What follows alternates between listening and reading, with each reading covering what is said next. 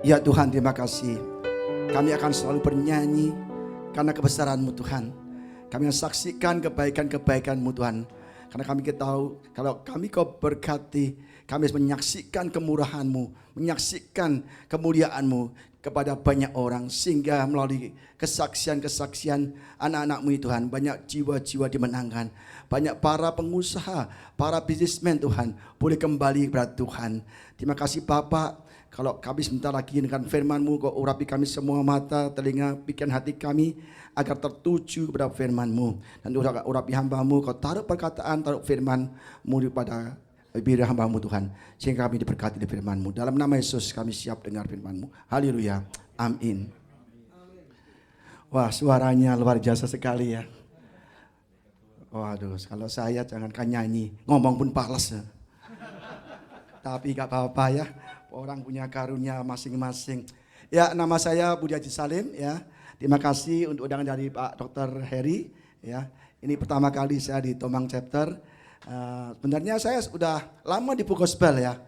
Oh ya, saya adalah gembala di KPI of Christ dan saya backgroundnya adalah businessman. Saya memang dari dulu tahun 97 sampai sekarang saya masih ekspor sarang walet. Dan saya juga punya sarang walet.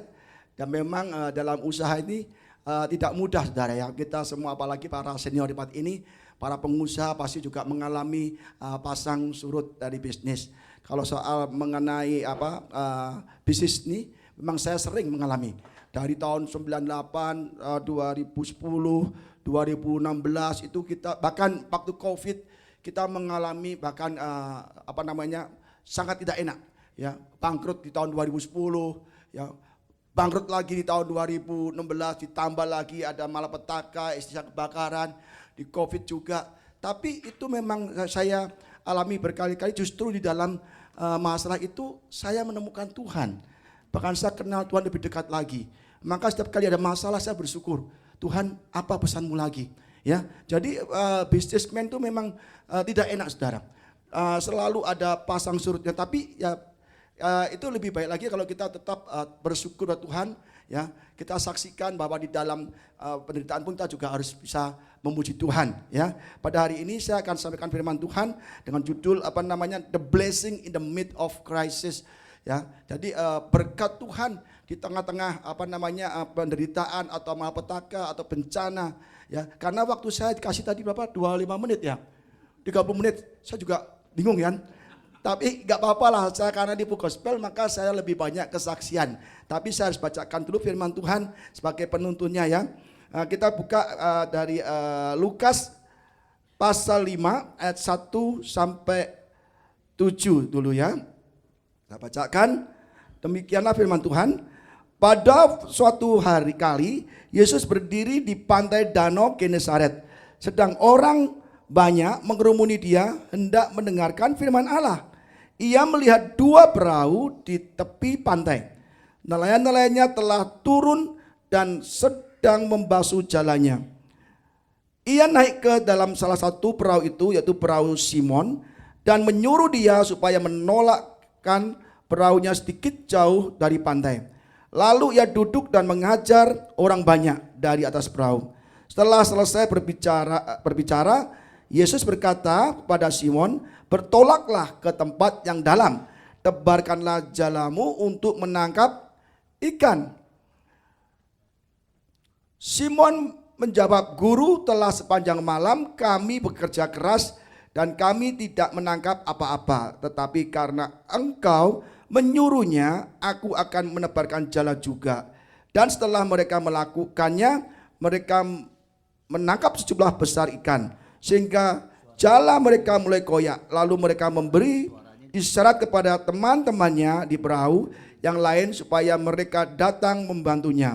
Dan mereka itu datang lalu bersama-sama mengisi kedua perahu itu dengan ikan hingga hampir tenggelam. Ya, jadi saudara, Simon Petrus itu adalah nelayan. Ya, dari kecil, mungkin dari lahir bapaknya dan nelayan, dia besar jadi nelayan dan dia memang hidupnya selalu sebagai nelayan menjala ikan.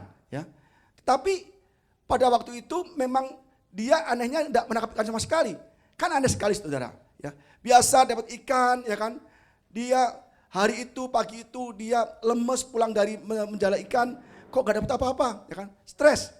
Jadi intinya saudara, walaupun sehebat apapun Simon Petrus, sehebat apapun walaupun dia banyak pengalamannya, Tuhan izinkan hari itu dia tidak mendapatkan ikan apa-apa.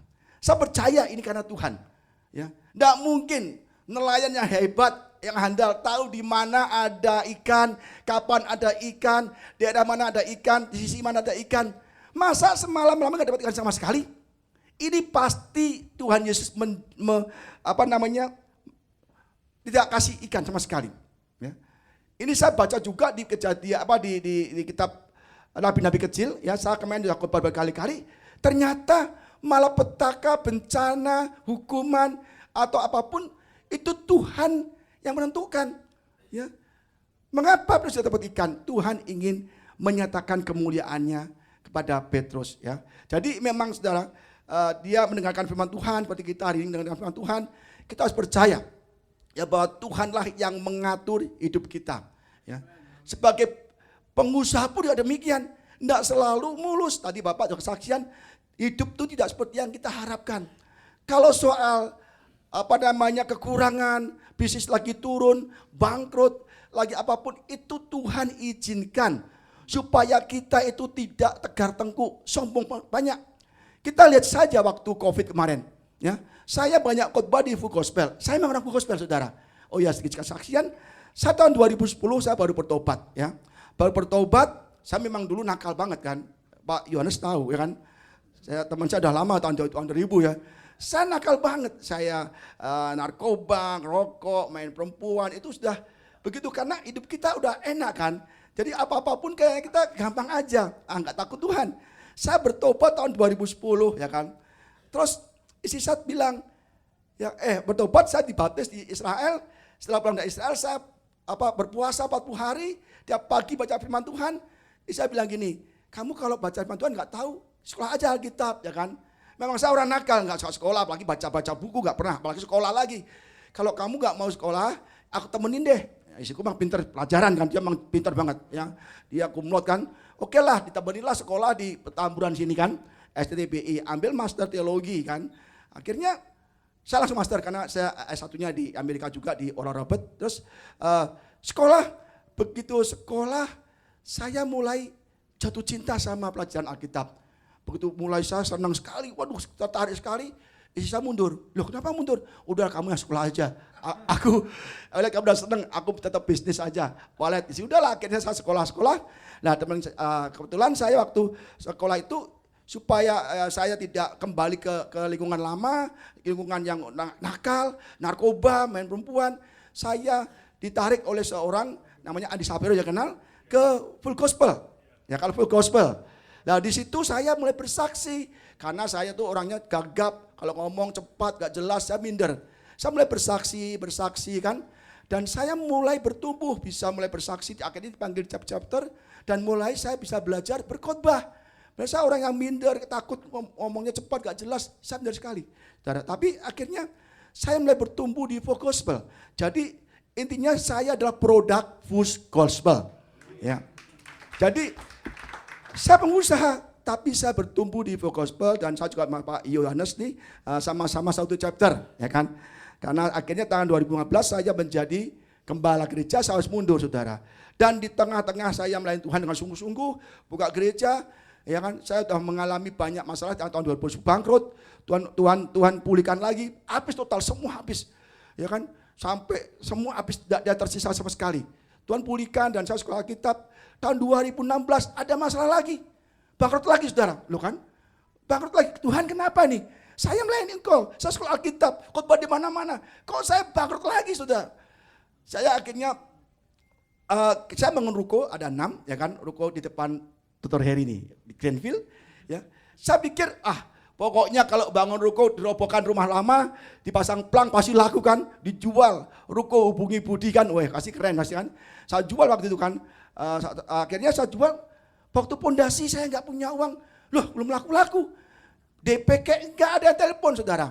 Saya utang bank itu. Utang bank sampai 3,5 M dipanin, terus naik lagi. Belum ada yang telepon lagi, padahal gede pelangnya, dijual, hubungi Budi. Wah, saya pikir pokoknya kalau dipasang pelang pasti ada yang tertarik beli kan. Sampai lantai keempat itu saudara, tidak ada yang telepon sama sekali. Uang udah habis tuh, utang bank lagi, Kapital, Bank Mega, total itu sudah 10 M saudara. Bunganya waktu itu 200 juta satu bulan. Karena bunganya 15% satu tahun waktu itu, saya ingat sekali. Ya, hampir 175. Jadi sekali bulan, tiap bulan buang satu mobil Kijang, mobil satu itu Kijang kan masih murah tuh. Jadi tiap bulan bunganya saja kita setengah mati. Habis itu gak bisa bayar utang lagi. Gimana nih? Karena uang dagangan kita dari Hong Kong, dari mana itu masuk ke bangunan semua. Akhirnya saya gak bisa beli bahan untuk diolah, untuk diproses. Lah di situ kita mulai udah utang bank, mulai ditagih-tagih debt collector. Saya dikasih pikir ada telepon, Pak mau nggak pinjaman tanpa agunan kan? KTA ya, KTA. Ya udahlah mau deh. Ya kan saya ambil, ada yang sampai GoPay, ada berapa saya ambil semua. Akhirnya bunga berbunga, saya pakai kartu platinum gesek ada 8 lebih itu. Sisa ada berapa? Gesek semua, gestun. Untuk apa? Gajian saudara. Gajian karyawan kita banyak begitu, ya kan? 80 orang dan kita harus gaji mereka, nggak ada pemasukan. Akhirnya kita benar-benar bangkrut, semua mobil dijual, jam Rolex jual semua. Saya benar-benar habis saudara. Tuhan gimana Tuhan? Kita melayani Engkau loh Tuhan. Kita baru buka gereja. Saya benar-benar nggak tahu kenapa nih. Ternyata saudara, mengikut Yesus, melayani Yesus bukan berarti kita bebas dari masalah. Tapi saya percaya gitu. Kalau tahun 2010 saya bangkrut, Tuhan pasti pulihkan lagi. Akhirnya saudara saya berdoa, berpuasa, 3 hari 3 malam, tidak makan, tidak minum sama sekali. Ya kan? Kita belum tentu kuat tuh. Karena saya terpaksa butuh Tuhan. Saya berpuasa sampai 3 hari 3 malam, tidak makan, tidak minum setetes air pun saudara. Saya di gereja nyanyi terus setiap hari. Nyanyi pun belum ada jawaban. Tahu-tahu begitu saya jemput sekolah anak pulang, sekolah sebut, ada telepon dari karyawan saya, Pak, istri Bapak, Ibu Ida kebakaran. Kaget ya. Kebakaran apa maksudnya? Badannya, tangan, kaki, semua kebakaran semua. Dokter Heri tahu juga. Ya kan? Tangannya udah kayak, waduh, sekarang masih begini. Sampai sekarang masih sakit. Waktu udah 8 tahun lebih. Tahun 2016 kebakaran. Tuhan gimana nih? Saya di sisi lain dikejar debt collector, dikejar oleh bank, dipanggil oleh bank, rumah 3 akte itu mau disita bank semua. Kalau disita kita tidur di mana? Belum ada uang, belum ada ini. Ada lagi debt collector dari kartu kredit, dari KTA. Tiap hari saya dikejar debt collector, ada 3-4 orang dari bank yang berbeda. Seperti Petrus, hari itu dia frustasi. Tuhan gimana gak ada makan? Biasa banyak makanan, biasa sukses. Ada berapa puluh ember, ini benar-benar nol. Tapi saya benar-benar, Tuhan saya tahu. Kenapa ini? Dulu satu masalah kau pulihkan, ini masa bangkrut keuangan. Udah paling titik nadir, paling terendah. Belum kau tolong, udah puasa, udah ke gereja, udah melayani, sudah. Semua sudah lu Tuhan. Tapi kau begini Tuhan. Akhirnya saudara, baru puasa selesai. Ada masalah lagi sisa kebakaran. Di saat gak ada uang, karyawan udah demo, bank udah mau nangkap kita, isi kebakaran. Itu benar-benar saya udah kayak hancur dunianya. Tapi saya tetap kuat. Tetap menyanyi di gereja, sendirian berdoa, menyanyi, memuji Tuhan. Terus Tuhan aku percaya, Engkau selalu ada di setiap musimku Tuhan. Aku percaya. Akhirnya Tuhan ingatkan aku, ingatlah kan hambaku Ayub. Wah kaget ya. Kenapa? Ayub uangnya habis, hartanya habis, usahanya habis, bangkrut semua. Ada masalah keluarga, sakit penyakit. Dia tetap memuji aku, memuliakan aku. Apakah kau sanggup? Itu saya benar-benar nangis saudara. Saya nangis. Oh Tuhan ampuni aku. Akhirnya kan saya dibawa ke rumah sakit. Saya dikira kedoya gitu kan. Terus Pak ini sih Bapak, iya kenapa Bu? Ke administrasi. Akhirnya saya ini luka parah, 30% kebakaran, ya kan? Apa ini harus ada khusus, ada DP loh. Kok ada DP? Kenapa Bu? Ini bukan beli motor, beli mobil ada DP. Ternyata DP tidak hanya beli motor saja, saudara. Sakit pun, musibah pun harus DP. Saya gimana nggak ada uang? Akhirnya udahlah saya kasih platinum saya 1 Hongkong Bank karena digesek Pak, maaf Pak, decline. Saya kasih Citibank, maaf Pak, do not honor. Terus saya kasih BCA card, Platinum, maaf Pak, hubungi call center. Itu sama semua ditolak gitu. Saya bingung lagi kan, saya nggak ada uang untuk DP. Padahal DP-nya murah waktu itu, hanya 1.500.000 tahun 2016. Akhirnya saya udahlah, akhirnya ada saudara nolong begitu. Ya udah, yakin tolong kasih kartu kredit dipinjemin saudara. Setelah itu saudara, istri saya saya dikasih di telepon sama banyak gembala-gembala. Saya waktu itu masih sekolah di dokter ministry di Tambahan sini. Semua pendeta, semua dosen teologi, semua mentor saya bilang, Pak, istri Bapak luka parah. Bapak harus tungguin dia. Aduh, nggak bisa. Kemisnya kebakaran dan harus dipindah ke rumah sakit Pertamina. Saya Sabtu harus ke Medan. Ada pelayanan 3 kali khotbah di sana. Khotbah bukan gereja besar, gereja di pasar, ya kan? Pak, mau nggak khotbah di Medan? Tapi Bapak tahu sendiri ya, kita kecil, Bapak tiket sendiri, hotel sendiri, makan sendiri lah. Gimana nih? Ya udah, saya berangkat ke Medan dengan uang nggak ada, kita berangkat. Itu kita benar-benar sendiri semua, tiket sendiri, makan sendiri, bahkan saya bayarin gembalanya kan. Terus pulang gitu aja. Tapi saudara, Tuhan izinkan kita punya pilihan, ya kan? Akhirnya saudara, semua pendeta, semua dosen teologi, dokter, Pak Budi, tungguin istri kamu. Ipar-ipar saya bilang, tungguin istri kamu. Jangan kamu khotbah di mana-mana.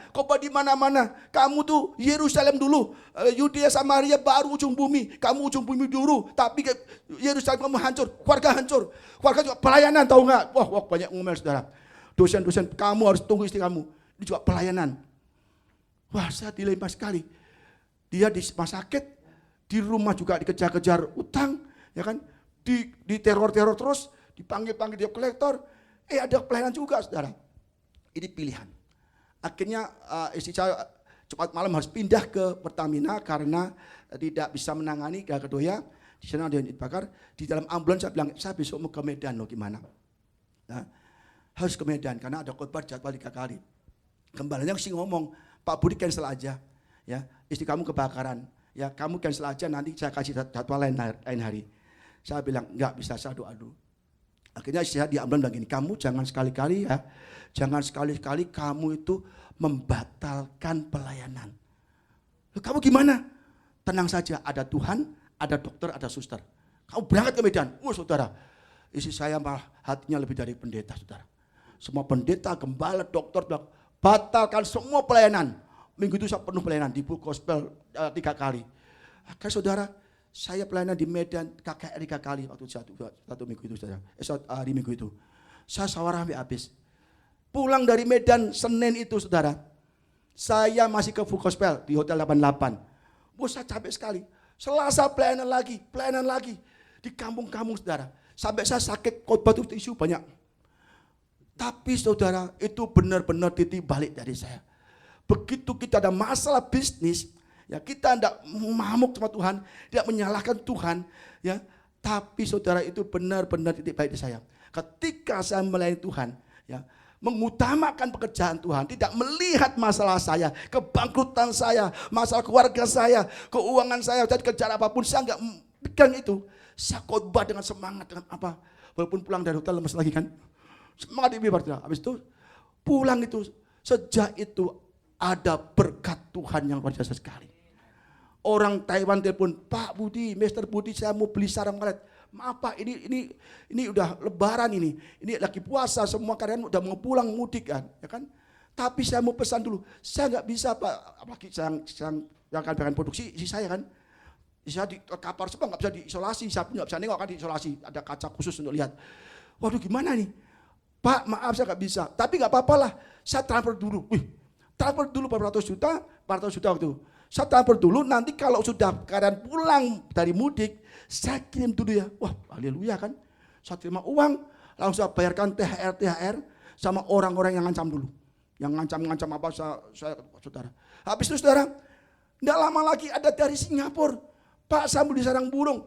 Saya bingung gimana prosesnya. Kadang udah demo, udah mau pulang semua, saya di rumah sakit. Tapi saya akan bayar dulu.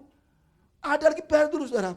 Dan itu saudara, akhirnya semuanya nagi-nagi kita bayarin dulu. THR, begitu pulang kembali Lebaran saudara, itu mulai Tuhan kirim berkat yang tak pernah habis. Dulu waktu kita kerja lembur siang malam, sampai malam pagi, malam. Istri satu tidur, dia hobi kerja, dia benar-benar siang malam. Itu bayar bunga bank saja tidak bisa. Bayar bunga bank aja tidak kebayar. Tapi begitu kita mengutamakan Tuhan bersama Yesus, itu kita menjala ikan banyak sekali, saudara. Tahu-tahu ada transport dari mana orang beli, dan itu saya nggak kerja. Itu karyawan yang dulu sudah lembur nggak mau, sekarang mau ngelembur sih. Kenapa kamu lembur? Ya Pak Budi, ini ada pesanan. Kok kamu lembur? Iya, ini banyak pesanan sekali. Saudara, akhirnya hari demi hari, bulan demi bulan, itu kita sangat diberkati. Ternyata kita harus benar-benar mengandalkan Tuhan. Masa kita kadang-kadang masa baik, masa nggak baik. Tuhan uji iman kita. Apakah kita masih melayani Tuhan? Yang penting itu aja. Sebab kita semua akan mengalami hal-hal demikian. Para bisnismen lagi juga sama. Paling banyak tuh mengalami keuangan kan. Kalau orang bisnismen itu biasa kekuatannya di keuangan. Pekerjaan kita. Kita menggebu-gebu. Begitu kita ada masalah, kita mulai salahkan Tuhan. Tidak mau ibadah lagi. Dulu udah demikian juga. Saya pernah ada orang, Pak Budi, saya mau tanya nih. Mengenai bagaimana Bapak dipulihkan. Loh, kamu kenapa begitu? Kamu Ardi loh. Ardi kan sering lihat kesaksianku. Ya Pak, saya kepengen ngomong pribadi. Bapak tolong ya jangan kasih orang lain tahu. Karena saya malu Pak. Loh kenapa? Saya mau pribadi dia ketemu. Dia nangis, Pak, saya udah lama tidak mengembalakan di chapter-chapter Pak. Kenapa? Saya kecewa sama Tuhan loh Pak.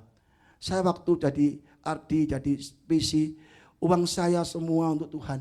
Saya bayarin chapter-chapter, saya support keuangan chapter-chapter. Tapi waktu ada masalah ini Pak, saya kenapa kok bangkrut? Tidak ada keuangan yang baik. Dia bilang gitu, kamu tahu nggak? Terus saya nggak main lagi Pak, kapok Pak. Saya nggak ke gereja, nggak melayani gospel, saya nggak baksos, kayak seperti itu. Saya nggak mau lagi, saya kecewa sama Tuhan. Saya benar-benar sedih Pak, stres Pak. Terus akhirnya saya gini, kamu tahu nggak? Saat ini kamu ngomong begini, itu setan lagi bertepuk tangan. Dan Tuhan nangis. Loh kenapa? Tuhan tuh lagi perhatikan kamu. Lagi mau promosikan kamu. Lihat hambaku tuh. Aku berkati dan dia berkatnya untuk gospel, untuk gereja. Dia uangannya untuk semua pekerjaanku. Apa kata iblis? Terang aja Tuhan kau berkati kok. Rukonya banyak, mobilnya banyak. Coba ambil itu satu-satu. Pasti mengutuki engkau. Coba aja.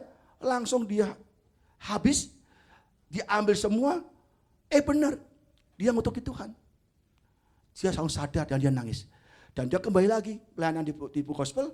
Dan waktu 6 bulan ketemu saya, kok kamu ceria banget, cerah banget. Iya Pak, saya sekarang cerah. Udah kuliah? Ya belum sih Pak.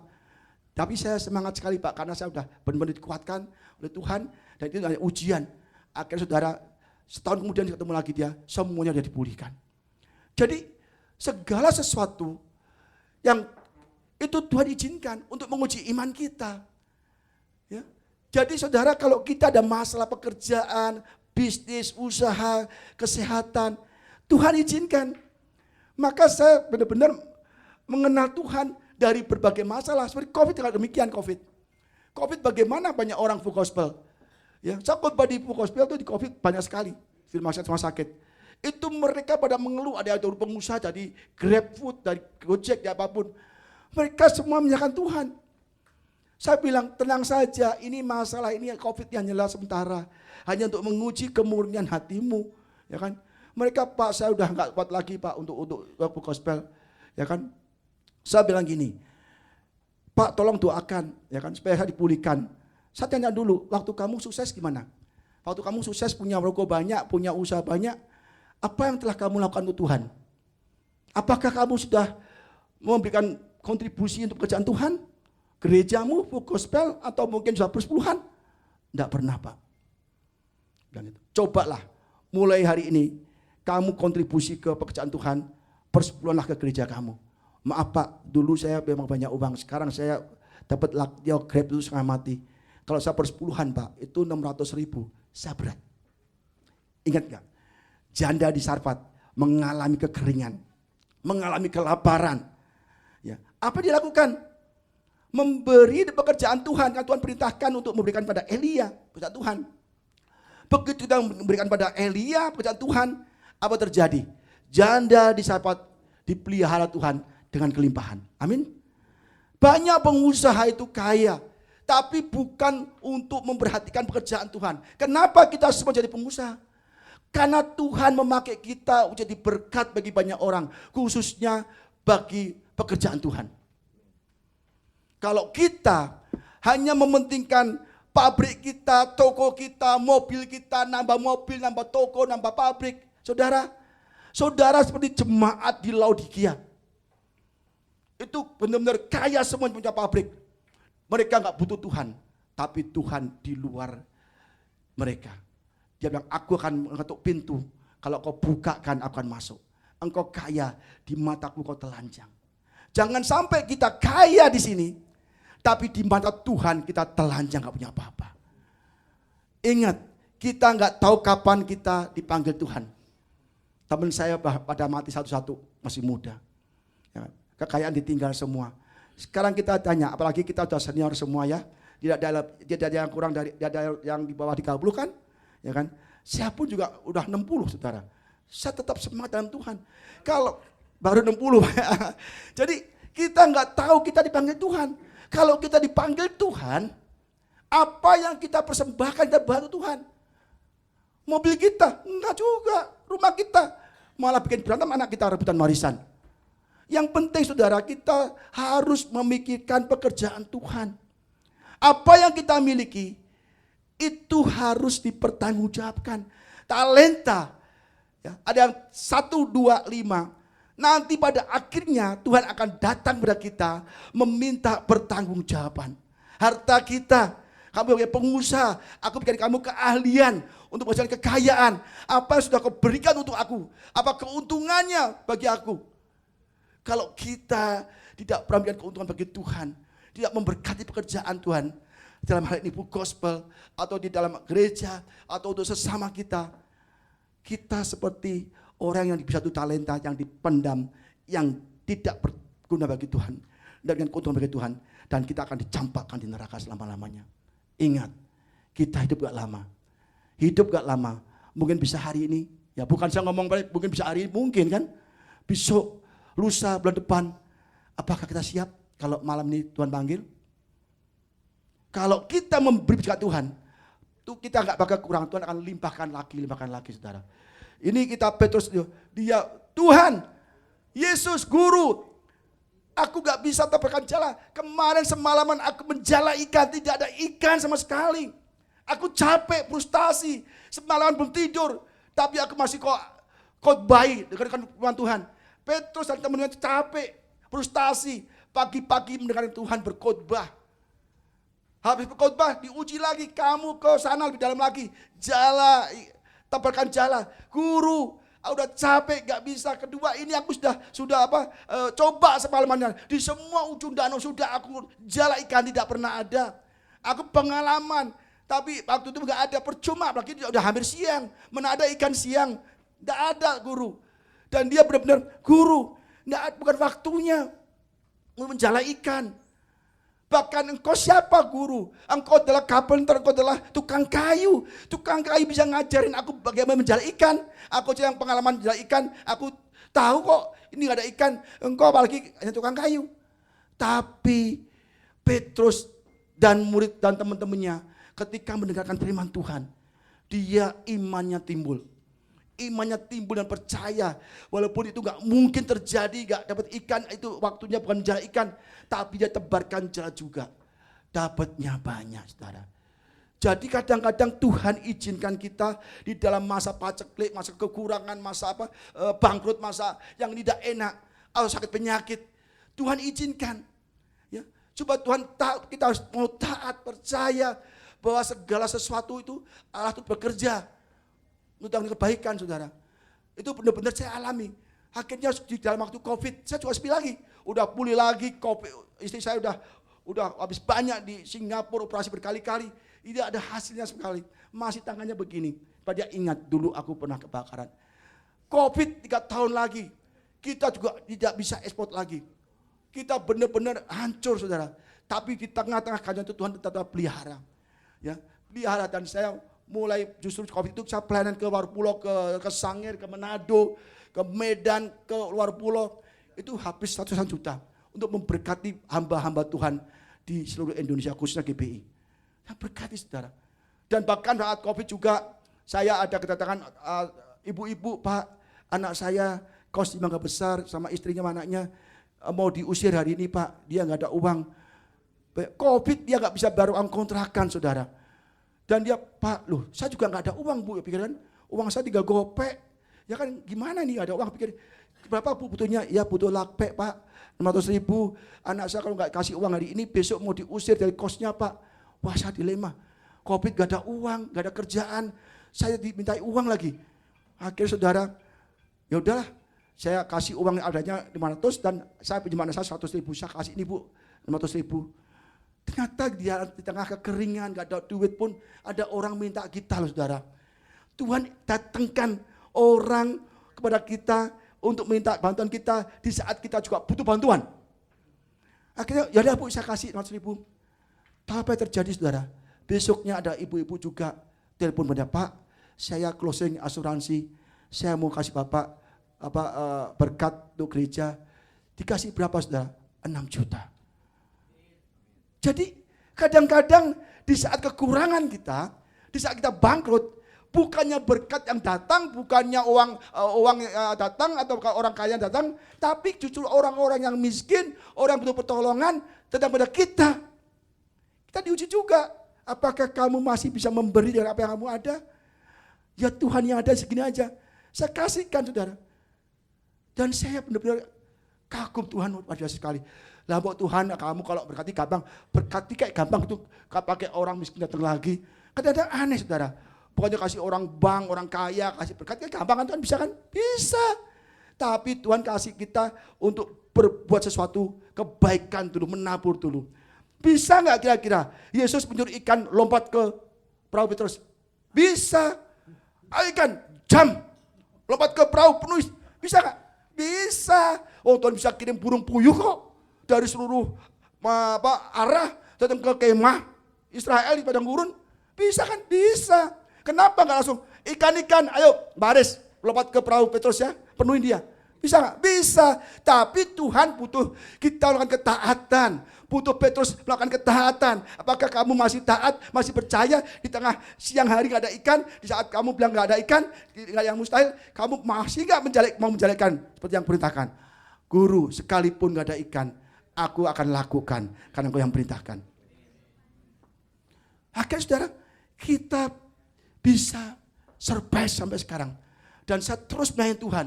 Dimanapun berada melayani Tuhan. Di pinggir rel kereta api, di rumah-rumah kecil, di penjara-penjara. Saya bawa banyak makanan. Berapa dus, 150 dus. Saya banyak sekali. Bahkan ke Medan itu habis ratusan juta. Kita bayarin hamba Tuhan, bareng-bareng ke Medan. Kita ke penjara-penjara. Saudara, selagi saya masih hidup. Selagi saya masih ada uang. Selagi saya masih ada berkat. Saya akan gunakan uang saya untuk pekerjaan Tuhan. Karena itulah uang yang dihitung oleh Tuhan. Kalau uang yang untuk saya beli mobil, untuk pribadi, ya kalau mobil saya pakai untuk pelayanan tidak masalah, itu hitung Tuhan. Kalau untuk pribadi, memperbanyak aset kita, dan sama sekali tidak untuk pekerjaan Tuhan. Tuhan bilang kamu telanjang, kamu miskin, kamu tidak punya apa-apa. Jangan sampai malam ini kita dipanggil Tuhan, kita tidak membawa apa-apa. Kita akan dicampakkan ke api neraka yang paling dalam, bahkan kita tidak bisa keluar lagi saudara. Ya. Maka saya senang sekali kalau dipanggil di Full Gospel, ya kan? Dimanapun saya datang kok saudara, ya kan? Saya nggak cari uang dalam khotbah, enggak. Saya senang, bahkan saya ke gang-gang kecil. Kenapa? Tuhan, selagi aku masih hidup, selagi aku masih kuat, ya, aku akan berguna bagi Engkau. Segala hartaku tidak aku bawa, tapi hartaku, uangku, itu aku konversikan, aku transfer ke surga. Saya lagi menabung harta di surga. Yang di dunia habis gak? Nggak habis, tambah lagi. Maka saudara saya ajak semua, ya para businessman di sini, ya Tuhan itu, ya mempunyai tujuan menjadikan bapak-bapak semua ini para pengusaha. Kenapa nggak orang lain? Kenapa bapak jadi pengusaha? Karena Tuhan rindu bapak-bapak semua di sini menjadi berkat bagi kerajaan Tuhan. Kalau kita membiayai ibadah, kita akan ditolong Tuhan. Ingat, perwira itu orang kafir, Romawi, ya kan? Guru Yesus, ia layak kau tolong. Kenapa ditolong? Dia penjajah orang Yahudi, dia orang jahat. Ia layak kau tolong karena dia membiayai pembangunan rumah ibadat Yahudi.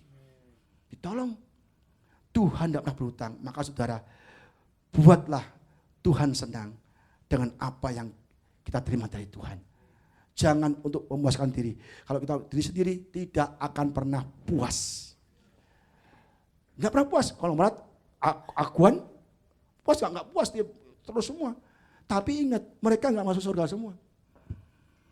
Masuk surga itu karena Yesus. Kalau nggak kenal Yesus, percuma kita kaya.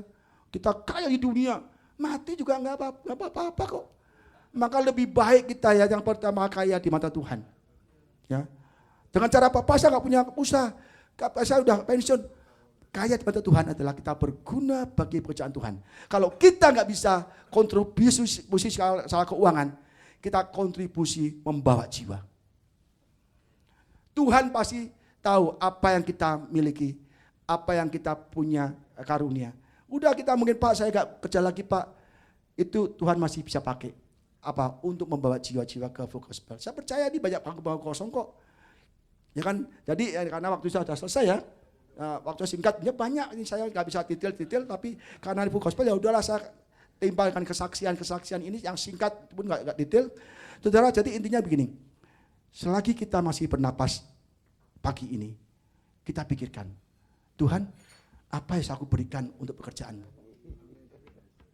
Kalau pagi ini saya ada di Full Gospel, saya juga ingin kontribusi Tuhan. Jangan sampai kayak di Full Gospel lain, chapter lain, makannya banyak, ketika kolektor ke WC. Ya. Kalau bisa, udahlah Pak Eri, Pak Eri gak usah bayar hari ini, saya bayar aja. Wih, keren banget. Satu lagi, Pak saya besok yang bayar Pak ya. Itu rebutan bayar, jangan rebutan makan. Banyak kok saya kembali Full Gospel, aduh saudara kalau makan banyak banget. Tapi saya lihat kolektornya kasihan saudara. Saya tahu itu chapter presidennya tuh stres semua itu. Loh saya mengalami saudara, sapisi saudara. Makannya pada banyak, nomboknya sipek, gope, padahal orang 12 doang, tanya Pak Yohanes tuh. Penerus saya tuh waktu itu. Saya kalau habis Full Gospel, saya pulang, istri saya nggak tanya, yang datang berapa, khotbahnya apa, khotbah tentang apa. Yang dia tanya apa? Nombok berapa. Dia tahu sih, alah Full Gospel ngapain tuh bisnismen kok makannya banyak pada nggak kolektor. Itu bukan bisnismen itu, numpang makan katanya. Jangan sampai demikian. Banyak di chapter-chapter cakep, aduh saudara kasihan visinya saudara. Makanya kalau jadi visi nggak mau visi ya, visi nggak mau. Nombok tahu dia, nggak mau. Coba kalau kasnya surplus pada rebutan dari visi. Ya kan, iya kan, ada iya katanya kan. Jadi di sini ya, ini kita sudah hari-hari kita ada hari-hari sudah lanjut ya usia kita.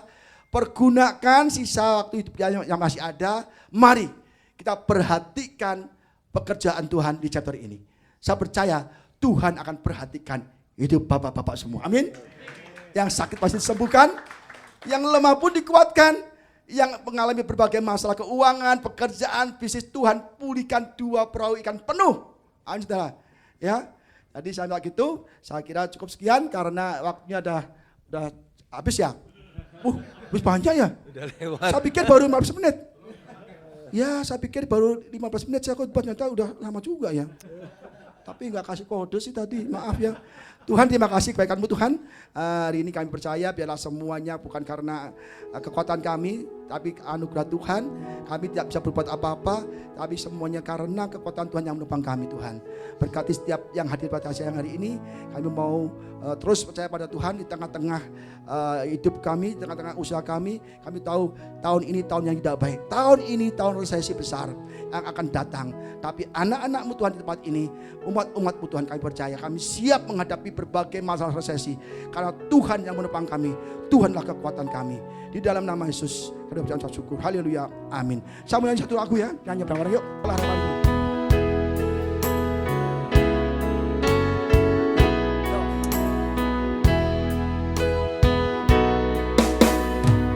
kan dengan kekuatan. Amin. Yes.